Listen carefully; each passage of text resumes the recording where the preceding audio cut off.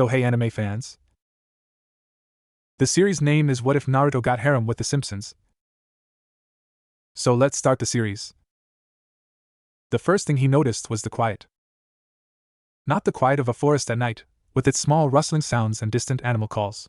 This was a different kind of quiet. It was flat. Empty. Like the sound had been taken out of the world and replaced with a low hum that came from everywhere and nowhere at once. He was lying on his back. The sky above him was the color of old milk, not the deep blue he was used to. No clouds. No sun you could look at directly. Just a pale, even light. He blinked. His whole body felt strange. Not exactly painful, but heavy. Like every muscle had been wrung out and then filled with sand. He tried to move his arm. It lifted a few inches before flopping back down onto something soft and slightly damp. Grass. It felt like grass, but it was a perfect, uniform green. Like a painting of grass. This is not our world. The voice was low, a rumble deep in his mind. Kurama. He sounded tired too. I know, Naruto thought back. He didn't have the energy to say more. He just lay there, staring at the pale sky, trying to remember how he got here. He remembered the mission. A routine check on an old, unstable seal deep in the mountains. Something left over from the war, one of the many strange devices that had been created and then abandoned. He'd felt the chakra in it, a sick, swirling kind of energy that didn't feel right. He tried to stabilize it, to pour his own chakra into it to calm it down, and then... nothing. A pulling sensation. Like being turned inside out for a single, endless second. And now here he was. He turned his head. The effort made his neck ache. He saw a wooden fence, painted white, that went on in a straight line farther than he could see. Beyond it, a street of dark, smooth material. And beyond that, houses. All of them looked the same. Same shape. Same colors. Same little patches of perfect green grass in front of them. They were like toys. A sound. A loud, sputtering roar that grew quickly. He turned his head the other way. A box of metal and glass was hurtling down the street, making the noise. It was brightly colored, yellow, and it moved faster than any wagon he'd ever seen. It had no horses. No visible chakra. It just moved. The box slowed down, its roar becoming a grumble, and turned into the driveway of the house right in front of him. It stopped with a little jerk. The noise died. A door on the side of the box opened, and a man climbed out. He was large, round in the middle, with a few strands of hair on his head and a tired, confused look on his face that seemed to be permanently carved there. He was wearing a white undershirt with a stain on it, and blue pants that were too short. He was holding a pink box with a string around it.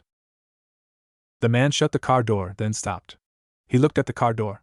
Then he looked at the house. Then he looked back at the car door, as if trying to remember why he was there. Then his eyes landed on Naruto. He just stared. His mouth opened a little. He blinked a few times, slowly. He didn't look scared. He didn't look angry. He just looked confused, like he'd found a couch in the middle of the woods. Naruto tried to push himself up onto his elbows. His arms screamed in protest. He made it about halfway before his strength gave out, and he flopped back down onto the grass with a soft thud. The jostling made his head throb. The man with the pink box took a slow, heavy step towards him. Then another. He stopped at the edge of the driveway, still holding the box. He was about 10 feet away. The man said. His voice was thick and a little slow. You're in my yard. Naruto just looked at him. He understood the words, individually, but they didn't make a sound he recognized. It was a language he didn't know, yet the meaning was somehow there, pressed directly into his mind. Another side effect of the dimensional shift, maybe. He tried to speak. His throat was dry, like he'd been swallowing dust for hours. I'm sorry. He managed. The words came out raspy, strange in his own ears. The man stared harder. He scratched the side of his head with his free hand. His fingers got caught in the little hair he had. Are you selling something? He asked. Because if you're selling something, we don't want any. We already have stuff. He gestured vaguely with the pink box. See? Donuts. Naruto just stared at the pink box. The word didn't mean anything to him. A few more seconds of silence passed. The man shifted his weight from one foot to the other. He looked at the house, then back at Naruto. A woman's voice came from inside the house, muffled by the walls. Homer? Did you get the donuts? The man, Homer, turned his head towards the house. Yeah, Marge. I got 'em. He looked back at Naruto. There's a guy in the yard. Another pause. Then the front door opened. A woman with blue hair stacked impossibly high on her head stepped out. She was wearing a simple green dress. She had a kind, tired face. She looked at Homer, then followed his gaze to Naruto, lying on the grass. Her expression shifted to one of immediate concern. Not fear. Concern. Like she'd seen a stray dog that looked hurt. She walked down the porch steps and over to Homer's side. "Oh my goodness," she said softly. She looked at Naruto. "Are you alright? Were you in an accident?" Naruto tried to sit up again. This time, he made it, but the world swam in front of his eyes. He put a hand on the grass to steady himself. The grass was cool and perfectly even. It felt wrong. "I'm fine," he lied. He looked at the woman, then at Homer. They were just standing there, looking at him. They had no weapons. No hostile intent. Just confusion. It was so different from how anyone in his world would react to a stranger suddenly appearing. There would be questions. Demands. Hands on weapons. Here, they just stood on their driveway, holding donuts. "You don't look fine," the woman Marge said gently. She took a small step closer. "You look exhausted. Are you lost?" Lost. That was one word for it. A small face appeared in the window of the front door. It was a boy, around the age of some of the academy students he used to know. He had spiky hair and a look of sharp, mischievous intelligence. He was staring at Naruto with open curiosity. A moment later, another face appeared next to him, lower down. This one was a girl, a little younger, with a cascade of star-shaped hair. She looked at him with large analytical eyes, like she was trying to solve a puzzle. Naruto slowly got to his feet. His legs felt unsteady, like he was standing on the deck of a ship in a gentle swell. He swayed slightly. Homer took a step back. "Whoa," he said. He held up the pink box like a shield. Marge put a hand on Homer's arm, calming him. "It's okay," she said quietly. Then, to Naruto. "You look like you could use a glass of water. And maybe a place to sit down for a minute." Naruto just looked at her. There was no trick in her eyes. No suspicion. Just simple, human kindness. It was so direct, so uncomplicated, that it almost hurt. He gave a small, slow nod. He didn't have the strength to refuse. He didn't have the strength to do much of anything. Marge smiled a little. "Okay. Come on inside. Homer, help him." Homer looked at his wife, then at the pink box, then at Naruto. He seemed to be weighing his options. He sighed, a deep, resigned sound, and held the pink box out towards Naruto. "Here. You want a donut?"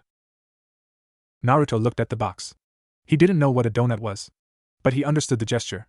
It was an offering. A simple, clumsy offering of peace. He reached out a hand that trembled slightly and took the box. It was lighter than he expected. He followed them up the porch steps, his legs heavy as stone. As he passed through the front door, the smell hit him. It was a mix of things he never smelled before: artificial sweetness, cleaning products, cooked meat, and the faint, dusty scent of old carpet and furniture. It was the smell of a home, but a home in a world that operated on completely different rules. The two children were standing in the hallway, staring at him. The boy had his arms crossed, a small smirk on his face. The girl just watched, her head tilted slightly. A tiny baby was in a playpen in the corner, calmly sucking on a pacifier and watching with big, unblinking eyes. Naruto stood in their living room, holding the pink box. He felt like he just stepped into a painting. Everything was too clean, too bright, too still. There was no crackle of chakra in the air. No tension. Just the quiet hum of a refrigerator from the kitchen and the soft ticking of a clock on the wall.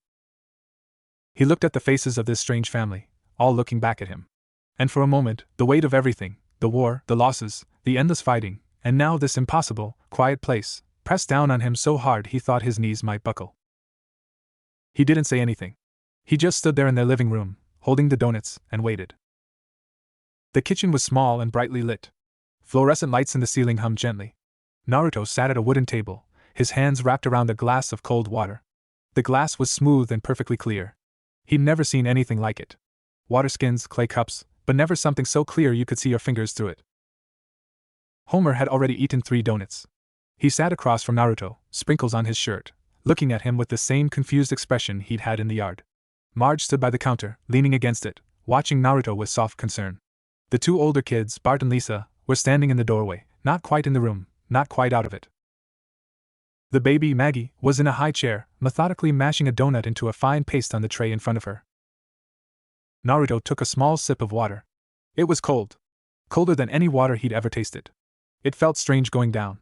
Clean. Empty. "So," Homer said, breaking the silence. He leaned forward. "Where are you from? You got a funny way of talking." Naruto looked at him. He understood the question, but the answer was too big. Too complicated. Far away, he said quietly. A place called Konoha. Homer blinked. Konoha? He looked at Marge. Is that near Shelbyville? I don't think so, honey, Marge said softly. Lisa stepped forward, into the kitchen. She was holding a small, rectangular device. A book, but with a glowing screen. Can you point to it on a map? She asked. Her voice was high, but serious. Naruto looked at the device. He didn't know what it was. He shook his head. I don't know where it is. From here. Lisa frowned, but it wasn't an annoyed frown. It was thoughtful. She tapped on the screen. Well, what country is it in? What continent? Naruto just looked at her. The words didn't fit.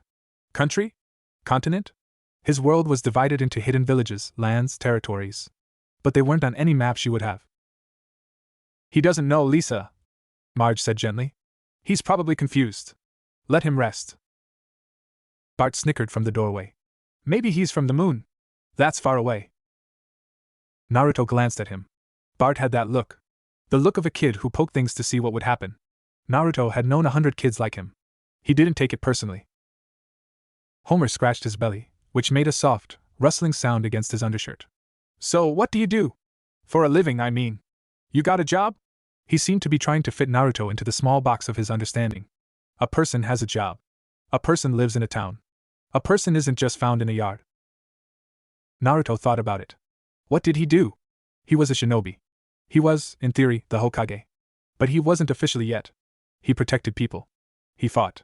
He tried to keep the peace his friends had died for. How did you explain that to a man in a stained undershirt in a kitchen that smelled of artificial lemon? I help people, Naruto said finally.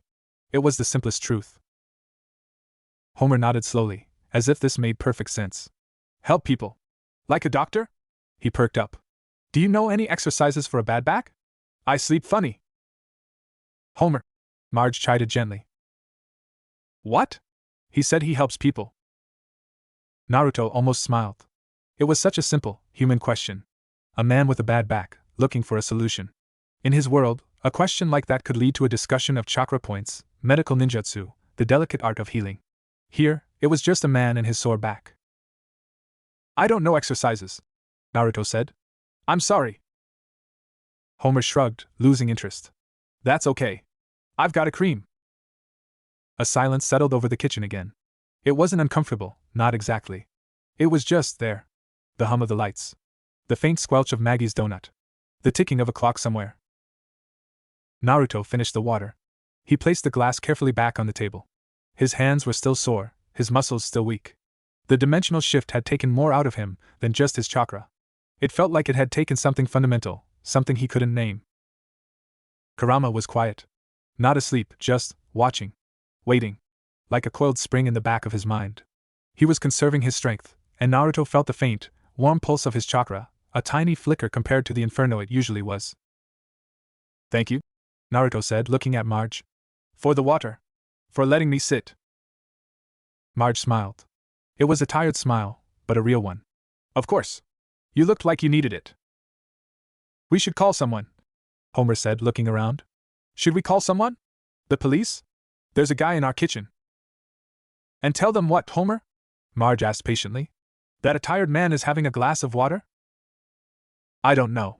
That's their job. To know what to do with guys. He pointed a sprinkle-covered finger at Naruto. He's a guy. In our kitchen. Bart snickered again. Way to crack the case, Dad? Lisa ignored her brother. She was still looking at Naruto with those analytical eyes. Your clothes are strange, she said. It wasn't an accusation. It was an observation. I've never seen fabric like that. It looks really strong. And your sandals. She looked at his feet. They're not like any shoes I've seen. Naruto looked down at his own clothes. His orange jacket, now dusty and rumpled. His sturdy pants. His sandals. To him, they were just clothes. The uniform of his life. But here, in this bright, clean kitchen, they looked as out of place as he felt. They are from my home, he said. It must be very far away, Lisa said softly. She seemed to accept that, for now, this was the only answer she would get. Homer stood up abruptly. The chair scraped against the floor. All right. I'm going to watch TV. He looked at Naruto. You want to watch TV? It's the greatest thing ever invented. Naruto didn't know what TV was. He followed them into the living room. Homer picked up a small, gray rectangle from a cluttered table and pointed it at a large, dark piece of furniture. He pressed a button. The dark furniture suddenly lit up with moving colors and sounds. Naruto flinched. He couldn't help it. His body tensed, ready for a threat. But there was no chakra. No attack. Just images. People, smaller than his hand, moving inside the box, talking, laughing. It was like a summoning technique, but without any summoning. Just light and sound, trapped in a box. He stood there, staring. A man in a suit was talking seriously about something called the economy. Then the image changed to a cartoon cat chasing a mouse. The mouse hit the cat with a frying pan, and the cat's eyes turned into X's. Homer roared with laughter. Classic! Naruto just watched, his mind struggling to process. It was a story. A tiny, meaningless story. But the way it was presented, the immediacy of it, was deeply strange. He felt like he was looking into a small, flat world. He sat down slowly on the edge of the couch. The springs creaked under him. He kept his eyes on the box, not understanding, but watching. Learning. The sounds were loud, then soft, then loud again. It washed over him in a meaningless wave. Bart came and flopped down on the other end of the couch, pretending to ignore Naruto but watching him from the corner of his eye. Lisa sat on the floor, her back against the couch, occasionally glancing up at him. Marge went into the kitchen to clean up. The baby was put down for a nap. For the next hour, Naruto sat on the Simpsons couch and watched television. He didn't understand the shows, the commercials, or the news. He just absorbed the strangeness of it. The constant, flickering light. The flat, two-dimensional people. The way Homer would laugh at the same joke over and over again. Outside, the light through the window began to change, shifting from the pale white to a softer orange. The sun was finally appearing, low on the horizon. A car drove by. A dog barked somewhere down the street. Normal sounds. Homer fell asleep in his armchair, his mouth open, a soft snore rumbling from his chest. The TV droned on. Lisa turned to look at Naruto. She studied his profile for a moment. He was watching the TV, but his eyes weren't really focused on it. They looked tired. Deeply tired. Like he'd seen too much. Are you going to be okay? She asked quietly, so only he could hear. Naruto turned to look at her. This small girl with the big brain and the serious eyes. She was asking him a question no one in this world had the right to ask. And she was asking it like she really wanted to know. He didn't have an answer. He didn't know if he was going to be okay. He didn't know if he'd ever see his home again. He didn't know if his friends were looking for him, or if time worked the same way here. He didn't know anything. But she was just a kid. A kid in a bright, clean house in a world that had never known war. He gave her a small, slow nod. It was a lie. A polite lie. But it was all he had to give. Yeah, he said quietly. I'll be okay. She held his gaze for a second longer, then turned back to the TV. She didn't look like she believed him. He woke up on their couch. The light was different. Brighter. The pale morning light of this strange world. A soft blanket had been draped over him sometime in the night. Blue, with a small stain on one corner. It smelled like laundry soap. For a moment, he didn't know where he was. Then the memory of the day before came back slowly, like bubbles rising in thick mud. The yellow car. The pink box of donuts. The talking box with the moving pictures. The family. The quiet. He sat up. His body still ached, but the deep, bone-tired feeling was gone. Replaced by a stiff soreness, like after a long training session. He stretched his neck. It cracked. The house was quiet. The only sound was a faint ticking from somewhere. He looked around the living room. The TV was dark. The clutter from the night before was gone. Everything was neat, put away. Marge must have cleaned up. He stood up carefully, folding the blanket and placing it on the back of the couch. He walked to the window and looked out. The street was still and perfect in the morning light. The same houses. The same green lawns. A man was walking his dog. The dog stopped to sniff a bush. Normal. Unreal. The chakra drain has stopped, Kurama's voice rumbled in his mind. It was quiet, but clearer than yesterday. We are recovering. Slowly. Good, Naruto thought back. Can you feel anything? Any trace of home? A long pause. No. This world is empty. Of chakra. There is none here. We are alone. The words hung in the air. Alone. In a world with no chakra.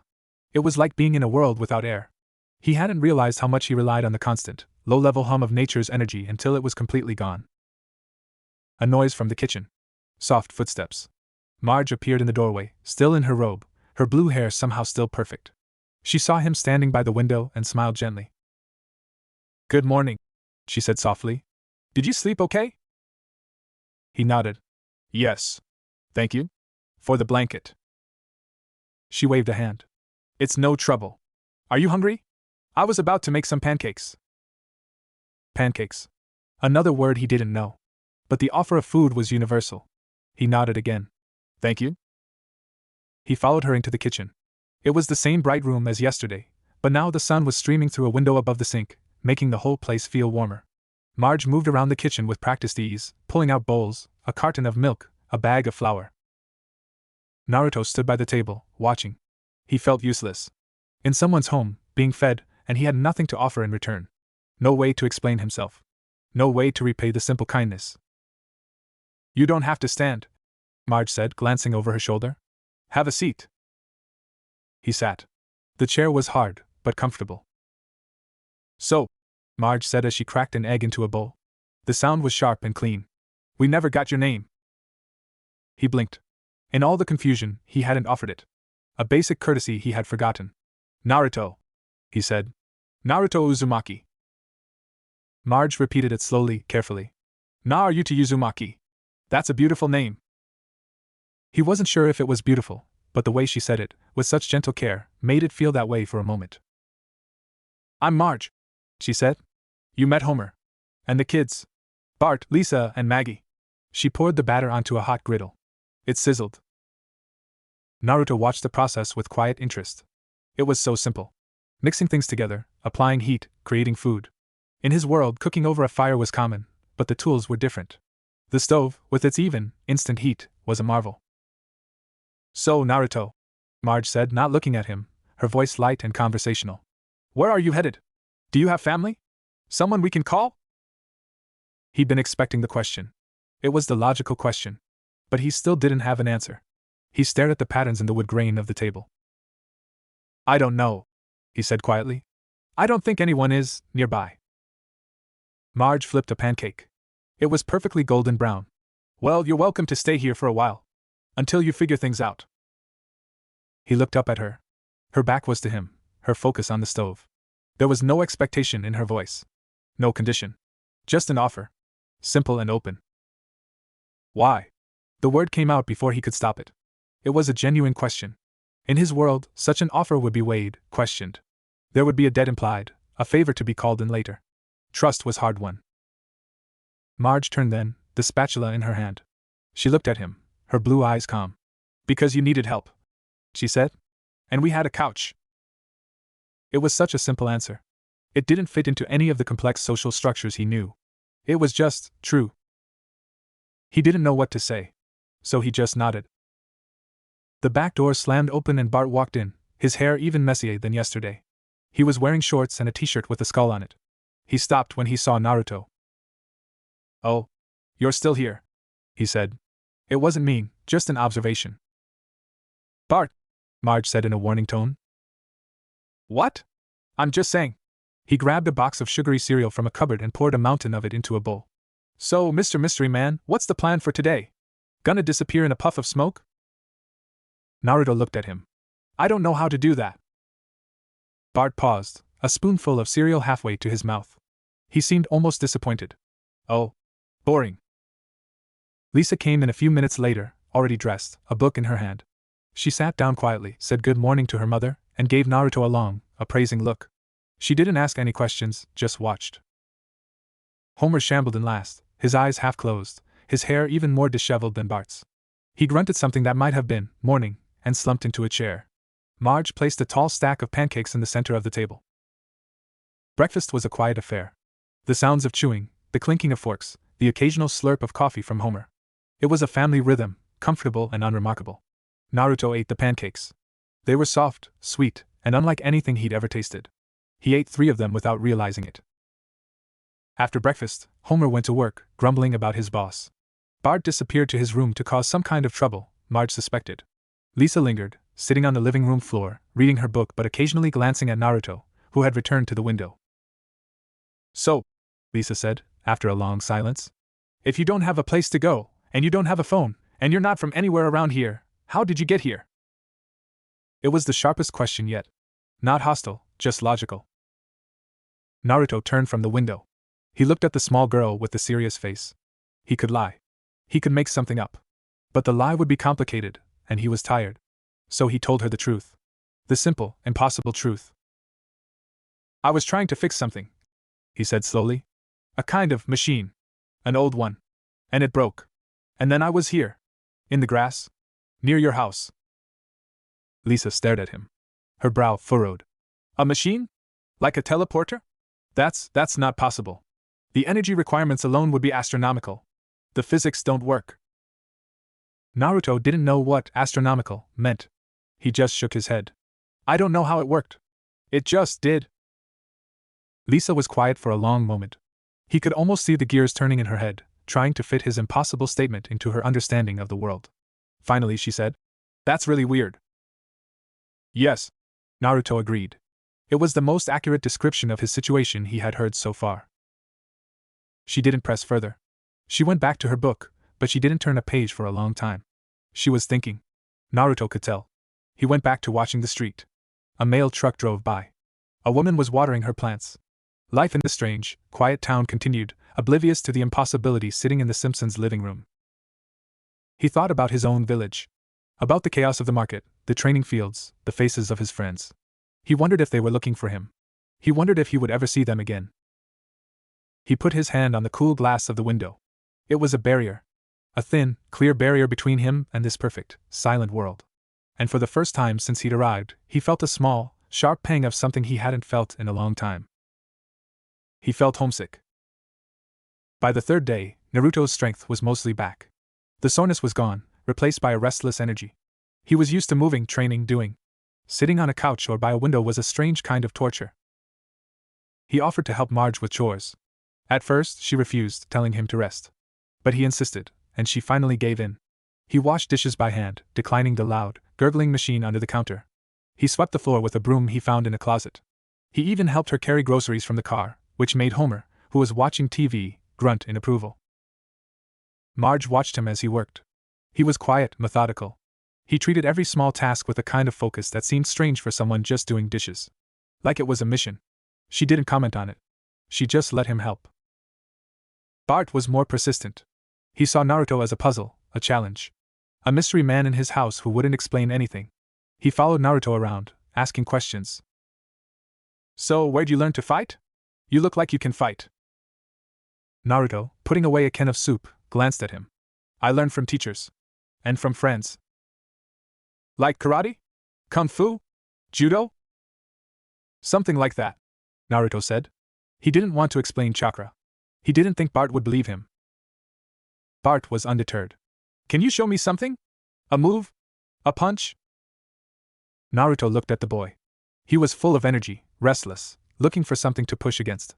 Naruto remembered being like that. He still was, in a way. He put the last kin away and turned to Bart. He held up his hand, palm open. Hit my hand. As hard as you can. Bart's eyes lit up.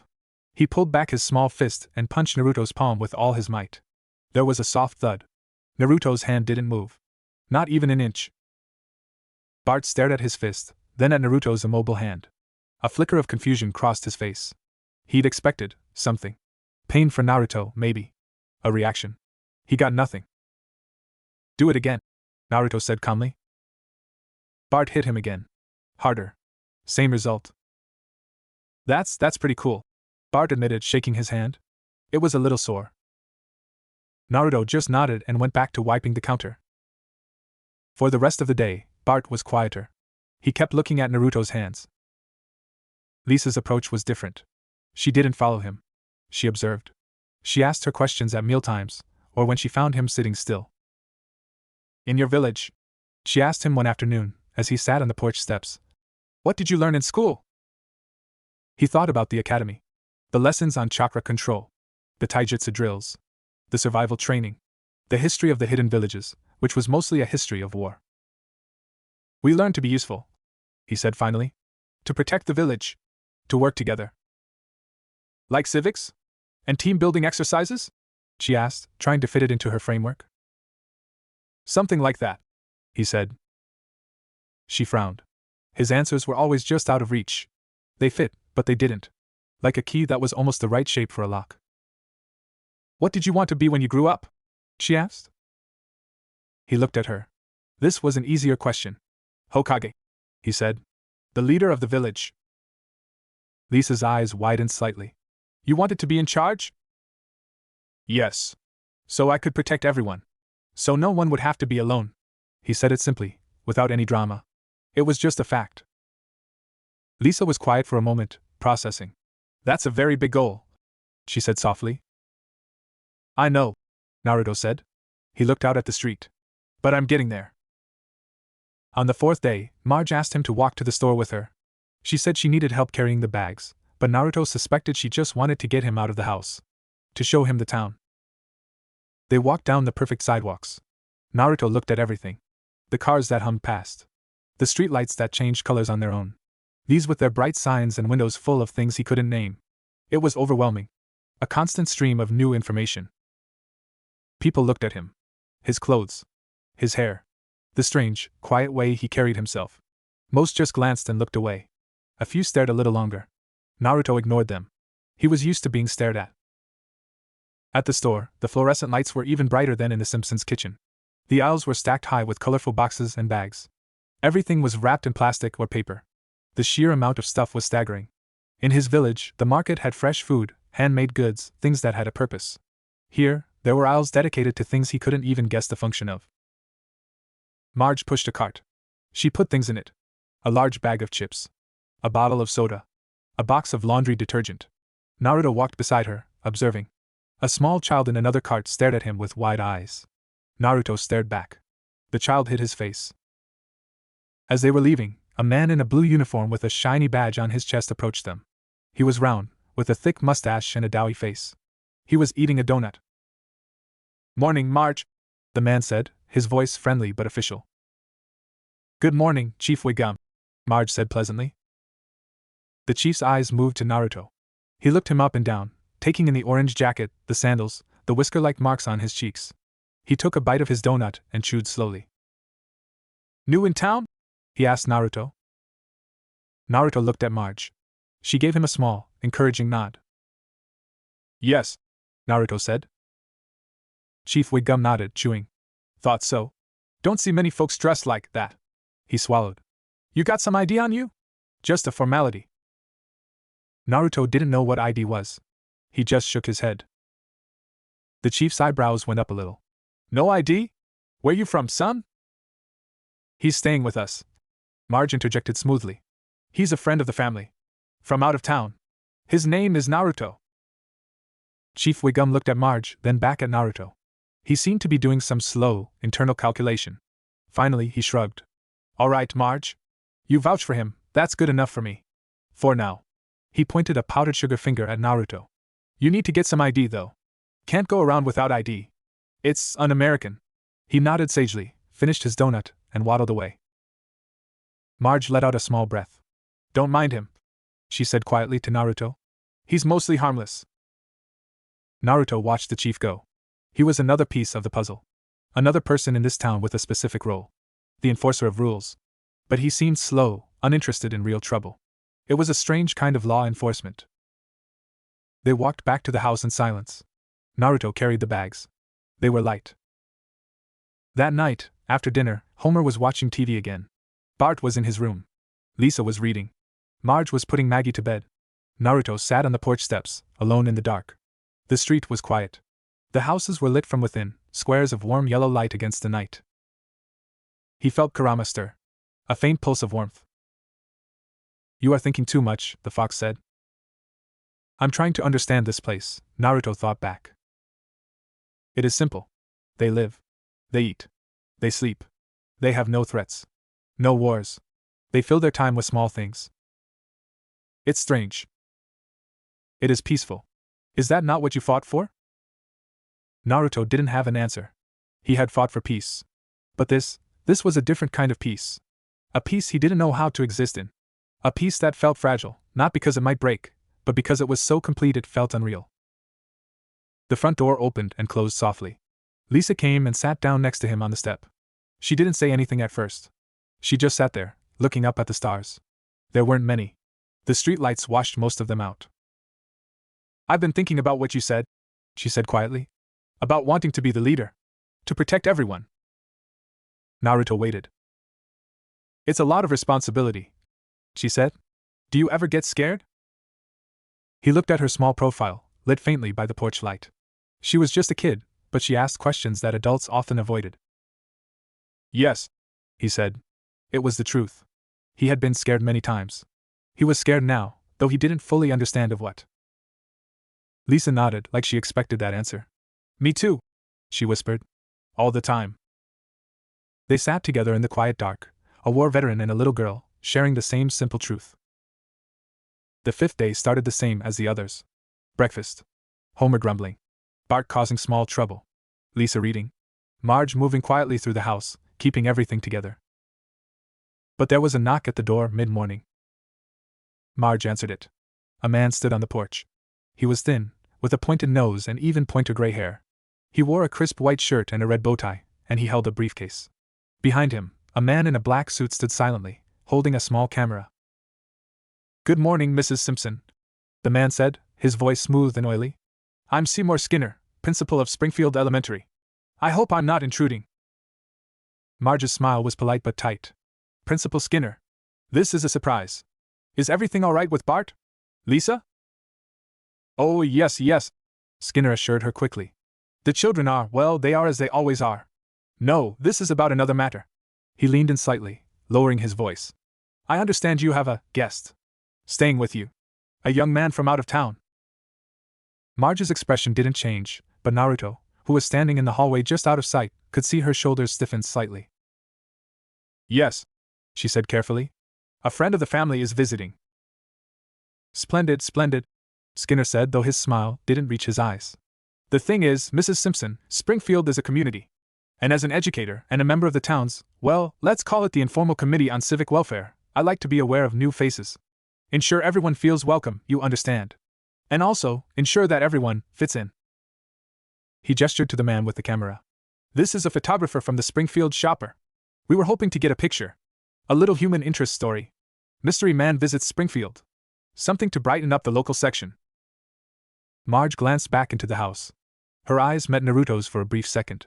He saw the question in them. He gave a small nod. He didn't want to cause trouble. If a picture would make things easier, he would do it. Marge stepped aside. "He's right here." Naruto walked to the door. Skinner's eyes ran over him, quick and assessing, like he was taking inventory. The clothes. The marks on his face. The way he stood, completely still. "Ah, yes," Skinner said, his smile widening a fraction. "Our visitor. Welcome to Springfield. My name is Seymour Skinner. Might I have the pleasure of your name?" "Naruto Uzumaki." "Uzumaki," Skinner repeated, tasting the word. "Exotic. Wonderful. Now, if you don't mind, just a quick photo. For the paper. Stand right there on the porch, perhaps. Yes, perfect." The photographer raised his camera. A bright light flashed, blinding Naruto for a second. He didn't flinch. He just stood there. Skinner asked a few more questions. Where was he from? How long was he staying? What did he think of Springfield so far? Naruto answered with simple, vague words. "Far away. Not sure. It's quiet." Skinner seemed satisfied. He thanked Marge, shook Naruto's hand with a grip that was firmer than necessary, and left with the photographer. Marge closed the door and leaned against it for a moment. "Well," she said softly. "That was odd." Naruto looked at the closed door. He felt a prickle of unease, something he hadn't felt since he arrived. It wasn't a threat, not exactly. But it was an interest. And in his experience, interest from people in positions of authority was rarely a good thing. The story ran in the paper the next day. It was small, on page 4, next to an ad for a carpet cleaning service. But it was there. A picture of Naruto, standing on the Simpsons' porch, looking slightly puzzled. The caption read, "Visitor from afar, Naruto Uzumaki is staying with the Simpson family this week. The mysterious traveler has town residents curious." It was the mysterious part that caused the trouble. That afternoon, a long, black car pulled up in front of the Simpsons' house. It was shiny and quiet. The door opened, and an old man got out. He was ancient, with papery skin and cold, darting eyes. He was dressed in a perfectly tailored suit and leaned on a cane with a strange, ornate handle. He was followed by a tall, thin man with a permanent sneer and a much larger, silent man with a single, thick eyebrow. Homer was on the couch. He saw the car and groaned. "Oh no. It's Mr. Burns." Naruto looked at him. "Who?" "My boss," Homer said miserably. "The worst person in the world." There was a sharp knock at the door. Marge answered it, her face a mask of polite surprise. "Mr. Burns? What an unexpected honor." The old man, Mr. Burns, smiled. It was a thin, bloodless smile. "Mrs. Simpson, how delightful to see you in your natural habitat. I was reading the paper this morning, my assistant reads it to me, you see, and I came across a most intriguing item." He tapped the folded newspaper he held with a skeletal finger. "This person. This visitor. It says he's mysterious. I am immensely fond of mysteries. Particularly ones that might have value." He looked past Marge into the house, his eyes scanning the room until they landed on Naruto. The smile widened, just a little. It was the smile of a man looking at a new acquisition. "May I come in?" he asked, already stepping forward. Marge had no choice but to step aside. Mr. Burns entered the living room, his entourage filling the doorway. He walked slowly, his cane tapping on the floor, until he stood directly in front of Naruto. He looked him up and down, his gaze lingering on the marks on his face, the calluses on his hands. "Fascinating," he murmured, more to himself than anyone else. "The skin markings. The unusual attire. The complete lack of fear in one's eyes when confronted by a person of my stature." He leaned in a little closer. Naruto could smell old paper and expensive cologne. "Tell me, young man, where did you get those marks?" Naruto looked at the old man.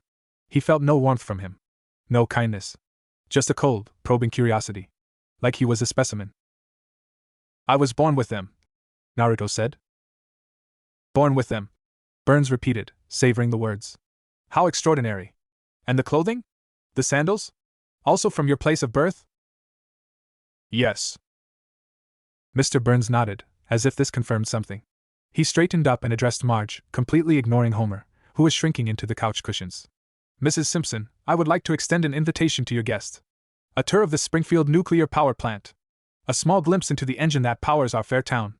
I find that such experiences can be illuminating for visitors." It was an order disguised as an invitation. Marge looked at Naruto.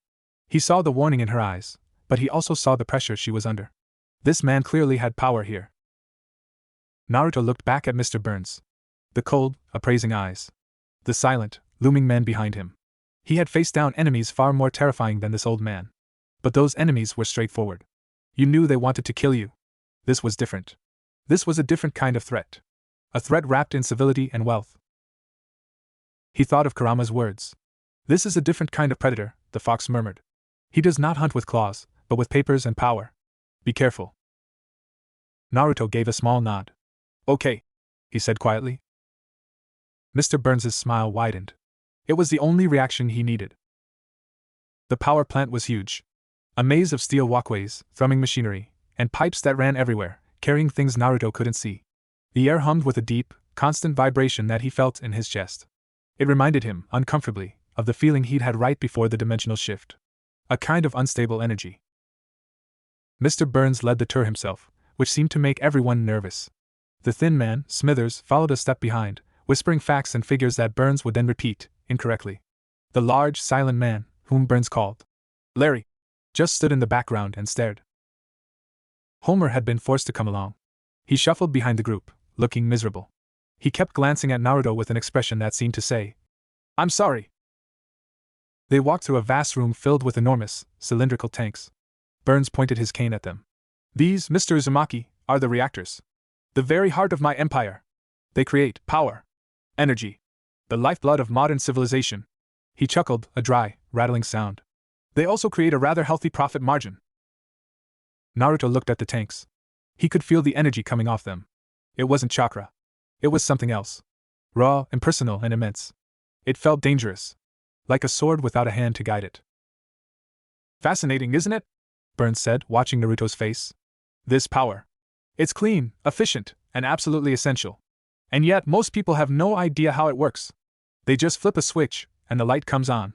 They are willfully ignorant of the miracle that makes their comfortable lives possible." He paused, letting the words hang. "I am not ignorant, Mr. Uzumaki. I am always interested in new sources of power. He led them to a smaller room, filled with monitors and dials. A lone technician sat at a console, looking bored. Burns gestured for Naruto to look at a particular gauge. This measures the output, Burns said. The raw energy being generated at this very moment.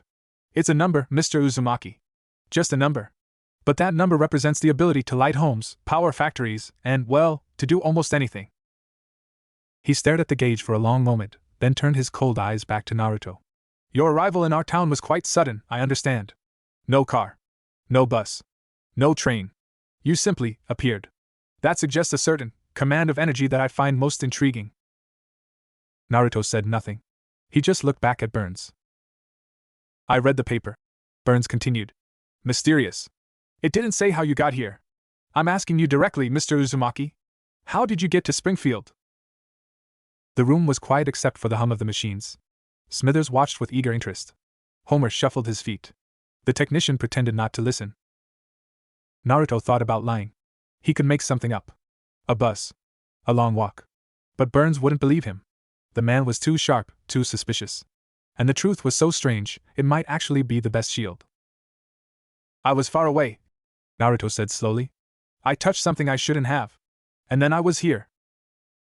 Burns's eyes glittered. Touched something? What kind of something? An old thing. A machine. It had energy. Strange energy. It was the simplest explanation he could give. Burns was quiet for a long moment, processing. Energy, he repeated softly. And this energy transported you. Instantly. Across a great distance. He looked at the humming machines around him. The energy we produce here is powerful, but it is crude. It cannot do that. But you are saying such a thing is possible. He turned to Smithers. Smithers, make a note. We need to find out more about ancient energy transportation devices. Right away, sir, Smithers said, scribbling in a small notebook. Burns faced Naruto again. You are a very interesting young man, Mr. Uzumaki. I would like to learn more about this energy you speak of. Perhaps you could demonstrate it for me? In a controlled environment, of course. Naruto felt a flash of warning from Kurama. He wants to use you, the fox said. He sees you as a battery. I can't, Naruto said. The trip used it all up. I'm empty. It was a lie, but a necessary one. His chakra was slowly returning, but he wasn't about to show this man anything. Burns's smile faltered for a fraction of a second. Then it was back. Empty. For now. But energy can be replenished. With food, with rest. We have plenty of both here. He gestured grandly. You are welcome to stay as long as you like. As my guest. We can run some tests. Nothing invasive, I assure you. Just to measure your baseline. See if this energy of yours returns. It was a trap. A polite, well-funded trap. Naruto looked at Homer, who was staring at the floor, looking sick. I have a place to stay, Naruto said quietly. With the Simpsons. Burns waved a dismissive hand. The Simpsons are lovely people, I'm sure, but their resources are limited. I can offer you so much more. Comfort. Security. Answers. He leaned in close, his voice dropping to a whisper. I can help you get home, Mr. Uzumaki. That's what you want, isn't it? To go home? I have resources they could only dream of. The words hit home. Home. It was what he wanted more than anything. But the way Burns said it, the cold calculation in his eyes, made it feel like a bargain with something dark. He was about to refuse again when a loud alarm blared through the room. Red lights started flashing. The technician at the console started frantically pushing buttons. Sir! Smithers exclaimed. A spike in Sector 7G! Homer's face went pale. Oh! Burns glared at Homer. Simpson! What have you done now? The tour was over. In the chaos of the alarm, the flashing lights, and the sudden frantic activity, Naruto and Homer were quickly ushered out of the control room and towards the exit. Burns didn't even look at them as they left. He was already barking orders at Smithers. They walked out of the plant into the cool afternoon air. Homer let out a huge sigh of relief. Man, I thought we were gonna be in there forever. Naruto looked back at the massive, hulking building. It hummed with that same dangerous energy. He thought about Burns's offer. The promise of getting home. The implied threat behind it. He's a bad man, Naruto said quietly. Homer looked at him, surprised by the simple statement. Yeah, he agreed. He really is. They walked home in silence. Homer didn't ask any questions about the energy or the machine. He was just glad to be away from his boss. Naruto was grateful for the quiet. That night, lying on the couch, he stared at the dark ceiling. Kurama's voice came, low and thoughtful. The old one is dangerous. Not because he is strong, but because he is patient. He will wait. I know, Naruto thought. He will try again. I know. What will you do? Naruto didn't have an answer. He pulled the blue blanket a little higher. Outside, the town was quiet. The streetlights hummed their low, constant hum. The threat here was different, but it was real. And for the first time since he arrived, he felt like he was back in a world he understood. A world with people who wanted something from him. The next few days were strange. A quiet had settled over the Simpson house, but it wasn't the comfortable quiet from before. It was a waiting quiet. Everyone felt it. Homer was nervous. He kept looking out the window. He jumped when the phone rang. Marge was more attentive, making sure the doors were locked, checking on the kids more often. Bart, sensing the tension, was oddly subdued. He didn't pull any pranks. Lisa watched Naruto even more closely, her questions fewer, her observations sharper. Naruto felt it too. The weight of Mr. Burns's interest. It was like a distant pressure, a gaze you couldn't see but knew was there. He spent more time outside on the porch or in the backyard. He was regaining his strength, his chakra slowly filling the empty spaces inside him. It felt good to move, to stretch. He did slow, deliberate exercises in the grass. Nothing flashy. Just basic stances, basic movements. He needed to feel his body working again. Kurama was getting stronger too. His presence in Naruto's mind was warmer, more alert. He was watching the world through Naruto's eyes, learning its rhythms. The boy is watching you again, Kurama observed. Naruto didn't need to look. He knew Bart was sitting on the back steps, pretending to fiddle with a skateboard, but really watching Naruto's movements with a new kind of focus. The simple punch test had changed something in the boy's perception of him. Lisa came out and sat next to her brother. She had a book, but she wasn't reading it. She was watching Naruto too. He's not doing much, Bart whispered, a little disappointed. He's thinking, Lisa whispered back. And he's exercising. Look at his feet. They're perfectly placed. He's done this 1,000,000 times. Naruto could hear them perfectly. He let them watch. It didn't bother him. On the third day after the plant visit, Ned Flanders appeared. He was the Simpsons' next-door neighbor, a cheerful man with a bushy mustache and an almost aggressive friendliness. Naruto had seen him a few times, watering his perfect lawn or washing his perfect car. He always waved with too much enthusiasm. Today, he walked over with a plate of cookies. "Howdy there, neighbor," he said to Naruto, his voice bright and booming. "Welcome to the neighborhood. I'm Ned Flanders. Just wanted to introduce myself proper-like and extend a hand of fellowship." He held out the cookies. Naruto took them. "Thank you." "Diddly delighted to meet you," Flanders said. He looked at Naruto's face, at the marks on his cheeks. His smile didn't waver, but his eyes flickered with curiosity for just a second. "Marge tells me you're from, far away. Well, we're real glad to have you. If you need anything at all, a tool, a cup of sugar, a prayer, you just knock on our door, you hear?" Naruto nodded. "Okay." Flanders lingered for a moment, as if wanting to say more, then gave another big wave and walked back to his own perfect house.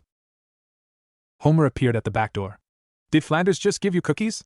he asked, a note of disbelief in his voice. "Yes," Naruto said. "He's trying to convert you," Homer said darkly. "Don't eat them. They're probably laced with goodness." That afternoon, Lisa found Naruto sitting on the porch steps again. She sat down next to him, hugging her knees. "Mr. Burns is going to try something," she said quietly. It wasn't a question. Naruto looked at her. "Probably. He's dangerous. He owns almost everything. He once tried to block out the sun because he thought it was wasting electricity." She said it matter-of-factly, like it was just another piece of information. Naruto didn't know what to say to that. It was a level of petty evil he couldn't quite grasp. "My dad is scared of him," Lisa continued. "Everyone is. He can make things hard for people." "I know," Naruto said. "What are you going to do?" He looked at the quiet street. The perfect houses. The harmless people going about their harmless lives. He thought about the old man with the cold eyes and the power plant full of raw, directionless energy. "I won't let him hurt your family," Naruto said. It was a simple statement. A promise. Lisa looked at him, her young face serious. "You can't fight him. Not like that. He won't come at you with fists. He'll come with lawyers. And police. And papers. Naruto understood. He'd faced enemies like that before. Danzo. The elders in his own village. People who fought with rules and shadows. I know, he said again. They sat in silence for a while longer. It happened 2 nights later. Naruto was on the couch, half asleep. The house was dark and quiet. A faint nightlight glowed in the hallway. Then Kurama's voice, sharp and urgent. Naruto. Move. He didn't think. He rolled off the couch, landing on the floor in a crouch just as the front window exploded inward. A sharp crack, the tinkle of glass, and then a thud as something small and fast buried itself in the back of the couch where his head had been. He was instantly alert, his senses flaring. He couldn't sense chakra, but he could feel intent. A cold, focused intent from somewhere outside. He stayed low, crawling towards the wall, away from the window. He heard shouts from upstairs. Homer's panic yell. Marge's sharp cry. The sound of feet pounding on the ceiling. Another crack. Another window shattered, this time in the dining room. Glass showered across the floor. Naruto moved. He couldn't stay still. He crawled to the front door, staying below the level of the windows, and cracked it open just enough to look out. The street was dark. The streetlights seemed dimmer, like someone had turned them down. He scanned the rooftops, the trees. Then he saw it. A flicker of movement in a large tree across the street. A shape, barely visible, crouched on a thick branch. And in its hands, a long, dark object. A rifle. With a scope. A sniper. In this quiet, peaceful town. He heard Homer come thundering down the stairs. Naruto! The kids! We gotta! Stay down, Naruto said, his voice low and hard. It was a voice Homer hadn't heard before. A command. Homer froze at the bottom of the stairs, his eyes wide. Naruto looked back at the tree. The sniper was still there, waiting. He was patient. He was waiting for another target. Naruto felt Kurama's chakra surge within him, a hot, powerful wave. It was enough. Not for a full transformation, but for a small boost. For speed. He didn't open the door. He simply moved. He went through the window frame, not even touching the broken glass. He was a blur in the darkness, crossing the street in less than a second. He heard a sharp intake of breath from the tree, saw the rifle swing towards him, but he was already moving up. He hit the tree trunk and used it to launch himself upwards, grabbing a branch, swinging, and landing on the thick limb just inches from the shooter. His hand shot out and clamped down on the rifle barrel, twisting it upwards. A shot cracked into the night sky, harmless. The shooter was a man in dark clothing, his face covered. His eyes, visible above a black mask, were wide with shock. He hadn't even seen Naruto move. Naruto looked at him. He didn't feel anger. Not yet. He just felt a cold certainty. This was Burns. It had to be. Who sent you? Naruto asked quietly. The man just stared, frozen. Then, with a sudden jerk, he let go of the rifle, pushed himself backwards off the branch, and dropped to the ground. He hit the grass with a thud, scrambled to his feet, and ran. He was fast, but Naruto could have caught him easily. He didn't. He stayed in the tree, the rifle in his hand, watching the man disappear into the night. He waited a full minute, listening. The only sounds were the distant bark of a dog and the panicked voices coming from the Simpson house. He looked down at the rifle. It was a cold, heavy thing. A tool designed for killing from far away. He had no use for it. He dropped it. It clattered on the sidewalk below. He climbed down slowly, his heart rate finally beginning to slow. He walked back to the house. The front door was open. Marge was standing there, her face pale, holding a shaking Homer's arm. Lisa and Bart were huddled behind them, their eyes wide. Maggie was crying in her playpen upstairs. Naruto stopped on the porch. He looked at the broken window. At the glass on the floor. At the terrified family. He looked at Marge. It's okay, he said quietly. He's gone. But it wasn't okay. And they all knew it. The police came. Chief Wiggum arrived with one other officer, a man with a perpetually bored expression named Lou. They looked at the broken windows. They looked at the bullet hole in the couch. They looked at the rifle on the sidewalk. Wiggum took a lot of notes in a small notebook, chewing on the end of his pencil the whole time. He asked Naruto a lot of questions. What did the man look like? Which way did he run? Why would someone be shooting at the Simpson house? Naruto answered as best he could. He didn't mention Burns. He didn't have proof. But he saw the look that passed between Wiggum and Lou. They knew.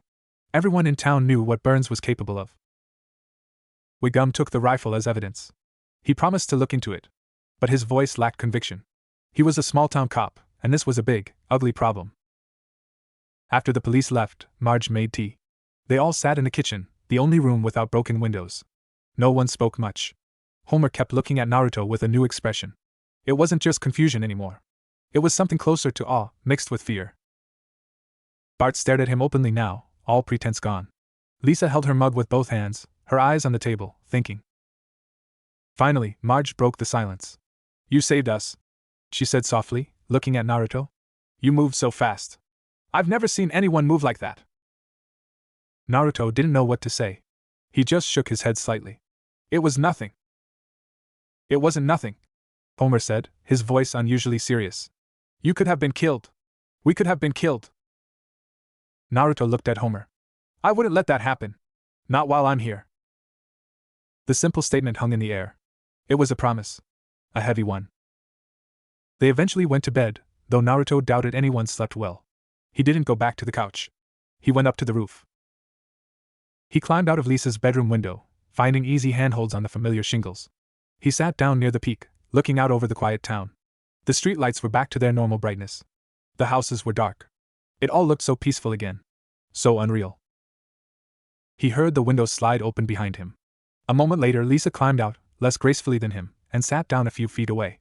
She pulled her knees up to her chest and wrapped her arms around them. Either of them spoke for a long time. They just looked at the stars, the few that were visible. "That man," Lisa finally said, her voice small. "He was trying to kill you. Because of Mr. Burns." "Probably," Naruto said. "Why? What do you have that he wants?" Naruto thought about it. How could he explain chakra to a child in a world without it? How could he explain the fox inside him, the power that had made him an outcast and then a hero? "Something inside me," he said finally. "Something powerful. He wants to take it. Use it." Lisa was quiet, processing this. "Can he?" "No," Naruto said. It was the truth. Kurama was a part of him now. Not something that could be taken. Lisa nodded slowly. She believed him. That was the strange thing. This little girl, with her logical mind and her encyclopedic knowledge, believed his impossible story. "What are you going to do?" she asked. It was the same question she'd asked before. But now it had more weight. "I don't know," Naruto admitted. He looked at the town. "I can't stay here. It puts your family in danger." "Where will you go?" He didn't have an answer. He had no money, no knowledge of this world, no way to find his own. He was stranded. "Maybe you should talk to him," Lisa said quietly. Naruto looked at her. "Mr. Burns?" she clarified. "Not to fight. To make a deal. He understands deals. He's a businessman. If you can make him understand that trying to take what you have is more trouble than it's worth, he might leave you alone. And us." It was a smart idea. A surprisingly smart idea from a girl her age. But it was also a risk. Going to Burns on his own ground. "I'll think about it," Naruto said. They sat on the roof for a while longer, not talking. The night air was cool. The town was silent. It was peaceful, in a fragile way. Eventually, Lisa shivered. "I should go back in. Mom will worry." She stood up carefully and moved towards the window. She paused at the edge, looking back at him. "Thank you," she said, "for saving us." Naruto looked at her small figure silhouetted against the faint light from the window. "You're welcome," he said. She climbed back inside. The window slid shut. Naruto stayed on the roof.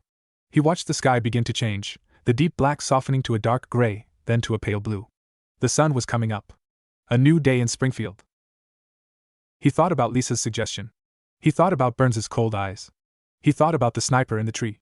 He thought about the family sleeping in the house below him, who had taken him in without question, who had fed him and given him a blanket and asked for nothing in return. He owed them. He owed them his protection. He owed them a solution. He sat on the roof and watched the sun rise over the perfect, quiet town. He didn't have a plan. He didn't know what he was going to do. But he knew one thing for certain. He wasn't going to let anyone hurt this family. He stayed up there until he heard the sounds of the house waking up below him. The creak of Homer's footsteps. The quiet murmur of Marge's voice. The slam of a door somewhere. The normal, morning sounds of a family starting their day. He climbed down from the roof, landing softly on the grass. He walked around to the front of the house. A man was already there, standing on the sidewalk, looking at the boarded-up window. It was Ned Flanders. He had a toolbox in his hand. He saw Naruto and gave a small, less boisterous wave than usual. "Morning," he said quietly. "Heard about the trouble last night. Terrible thing. Just terrible. Thought I'd come over and see about fixing that window for Marge." Naruto looked at the man, at his simple offer of help. It was another small piece of this strange town's strange kindness. "That's good of you," Naruto said. Flanders nodded. He looked at Naruto for a long moment, his eyes kind but curious. "You know," he said slowly, "if you ever need a place to just sit and think. Somewhere quiet. Our back porch is real peaceful in the mornings. Diddly-doodly peaceful." It was an offer. A simple, neighborly offer.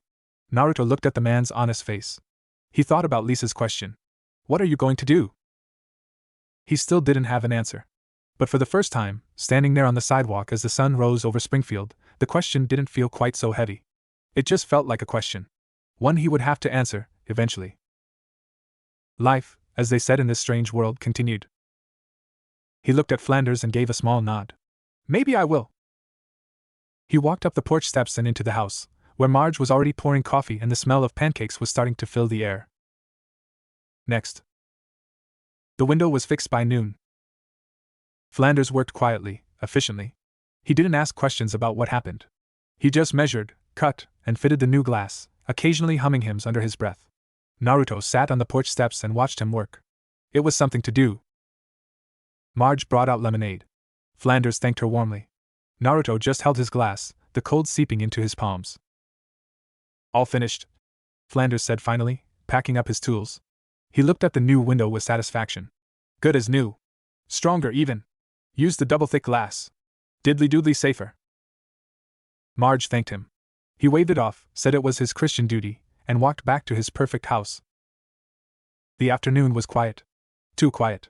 Bart was in his room, actually doing homework, which worried Marge more than his pranks ever did. Lisa was reading, but she kept looking up at Naruto. Homer was at work, probably trying to stay as far from Mr. Burns as possible. Naruto sat in the living room. The bullet hole in the couch had been patched with duct tape. A silver scar on the floral fabric. He kept looking at it. "You're going," Kurama said. It wasn't a question. "Yes." "It's a trap." "Probably." "And you're walking into it anyway." Naruto didn't answer. He just stood up. Lisa looked up as he walked towards the door. "Where are you going?" He paused. He looked at her. Smart girl. Too smart for this town, probably. "To take a walk," he said. She stared at him for a long moment. Then she nodded, just once. She understood. He saw it in her eyes. "Be careful," she said quietly. He nodded and walked out. The power plant was easy to find. It was the biggest building in town, a hulking mass of concrete and steel against the pale sky. Naruto walked there. He didn't hurry. He wanted to feel the town one more time. The sidewalks. The cars. The people going about their small lives. A woman pushing a stroller smiled at him. He nodded back. A man washing his car waved. Normal. Peaceful. He reached the plant gates. A security guard in a booth looked at him, then at a clipboard, then back at him. "Uzumaki?" the guard asked. Naruto nodded. The guard pressed a button. The gates slid open with a mechanical hum. "Mr. Burns is expecting you. Building A, third floor. Elevators at the end of the hall." Naruto walked through. The plant was louder inside. The hum he'd felt before was stronger here, a vibration that seemed to come from the walls themselves. He found the elevator. The doors slid shut behind him with a soft hiss. The ride was smooth, silent. The doors opened onto a carpeted hallway. Quiet. No hum here. Just soft lighting and closed doors. At the end, a large wooden door with a brass nameplate, C. Montgomery Burns. He didn't knock. He just opened the door and walked in. The office was huge. Wood paneling. Old paintings in gold frames. A massive desk. Behind it, Mr. Burns sat in a high-backed chair, his skeletal fingers steepled in front of him. Smithers stood at his side, holding a tablet. The large, silent man, Larry, stood by the door. Burns smiled. It was the same thin, bloodless smile from before. Mr. Uzumaki. What a pleasant surprise. I was hoping you'd visit. He gestured to a chair in front of his desk. Please sit. Naruto didn't sit. He stood in the middle of the room, looking at Burns. I know about the man in the tree, Naruto said quietly. Burns' smile didn't waver. Man in the tree? How intriguing. Springfield has such colorful characters. He was yours. My dear boy, I have many employees. I can't possibly keep track of all their hobbies. Burns picked up a letter opener from his desk, turning it over in his hands. But let's say, hypothetically, that someone was curious about you. About the energy you mentioned. Would that really be so surprising? You are, after all, a most unusual visitor. Naruto just looked at him. The letter opener. The cold eyes. The complete lack of remorse. What do you want? Naruto asked. Burns leaned forward, his eyes sharpening. Straight to business. I appreciate that. Very well. I want to understand you, Mr. Uzumaki. You appeared here with no warning, no transportation, no discernible means of arrival. You possess abilities that defy explanation. You moved so fast last night that my associate couldn't even track you with his scope. He paused, letting the admission hang in the air. I want to know how. I want to know what makes you tick. And I want to know if it can be replicated. It can't, Naruto said. That's for me to determine. Burns set the letter opener down. I own this town, Mr. Uzumaki. I own the power plant, the police, half the politicians. I can make life very comfortable for you. Or I can make it very difficult. He gestured vaguely at the window, towards the town beyond. The Simpson family, for instance. Such nice people. It would be a shame if something happened to them. A job loss. A foreclosure. A tragic accident. Naruto felt Kurama stir, a hot pulse of anger. He kept his own face still. If you hurt them, Naruto said slowly, I will come back. And I won't talk next time. The room went very quiet. Smithers shifted nervously. Larry's blank eyes flickered towards Naruto. Burns just stared, his expression unreadable. Then, unexpectedly, Burns laughed. A dry, rattling sound, like dead leaves in the wind. Marvelous! He exclaimed. Absolutely marvelous. Real conviction. Real threat. I haven't been genuinely threatened in decades. It's refreshing. He leaned back in his chair. Very well. Let's make a deal. A simple business arrangement. He opened a drawer and pulled out a folder, sliding it across the desk. In here is a contract. It states that you agree to participate in a series of non-invasive tests. Blood samples. Basic physical examinations. Maybe a few sessions with some monitoring equipment. In exchange, you and the Simpson family are granted my, let's call it benevolent neutrality. I will not harm them, directly or indirectly. I will not use my influence against them. They will be left alone. Naruto looked at the folder. He didn't open it. And if I say no? Burns shrugged, a thin motion. Then we're back to difficult. I don't enjoy difficult, Mr. Uzumaki. It's inefficient. But I'm very good at it. Naruto stood there for a long moment. The hum of the plant vibrated faintly through the floor. He thought of Marge's gentle smile. Homer's confused kindness. Bart's mischievous eyes. Lisa sitting with him on the roof, asking if he was scared. He thought of the sniper in the tree. The bullet in the couch. He picked up the folder. I'll read it, he said. Burns smiled.